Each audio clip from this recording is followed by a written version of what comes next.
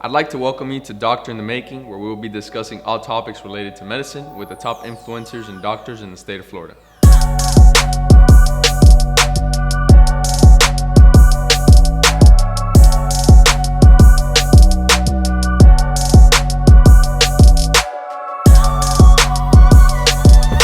Hey, it's Dr. Dooreck here, gastroenterologist from South Florida. I'm going to spend a few minutes just talking to you about eating. We're doing it constantly. We're breathing all the time, we're sleeping all the time, we're eating all the time. These are just intrinsic, natural, reflexive responses. And sometimes we don't think actually what goes into it. And it's a really wild chemical evolutionary process that developed us to eat and survive. So let's just think about it. When you start thinking about food, before you're even eating, before you're even putting food in your mouth, you're already starting the process of digestion. And how you're doing that is that your body is stimulating saliva. So you're thinking about food, you're hungry, your body's already generating saliva, which has enzymes. Enzymes are chemicals that break down the food. So then you actually start that process of digestion before you even put food in your mouth. You're already making more acid in your stomach. You're getting all physically ready to start digesting the food. And what happens is that you put the food here in your mouth and it comes down your esophagus. It goes down your food pipe. It basically just kind of drops down into your stomach. And the stomach is here. It's in the middle of your abdomen, upper part. It's the size of your fist, and it's a big muscular pouch. And all it does is takes that food and mixes it up and mashes it up and mixes it with acid. Your stomach is an acidic environment. It's supposed to be acidic. You want it to be acidic because it helps break up the food and break it down. And after a few hours of that mulching and mixing it up, it's very liquidy, and it passes into the small bowel here, the duodenum. So when it goes into the small bowel, that's where your real absorption happens. That's where the action is. You're absorbing all the nutrients, you're absorbing your iron. So when people tell me and say, I have gluten sensitivity, true. Maybe you don't tolerate gluten well. But to have true gluten allergy or celiac disease or sprue, that's a real diagnosis. And that means your body's not able to process something called gluten. And that happens here in the small bowel. And that's another whole conversation. But what happens is the food comes in, it's mixed up and mashed up with all the enzymes and chemicals, comes into the small bowel here.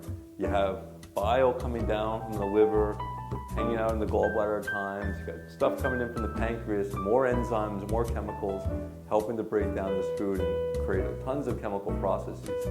The food that comes down through here, and there's another whole conversation about the gut-brain axis. So these cells in the small bowel are connected neurologically up into the brain. And that's a whole very cool conversation, how food and diet and something called your microbiome, that bacterial collection within inside your bowel, that bacterial composite of good bacteria and bad bacteria affect your mood, affect your overall health.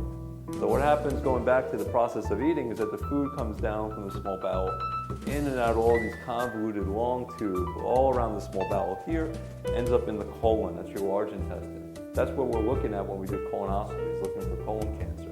Again, another conversation in itself, but for today, the food comes here, and as it comes around the colon, large intestine, water gets absorbed.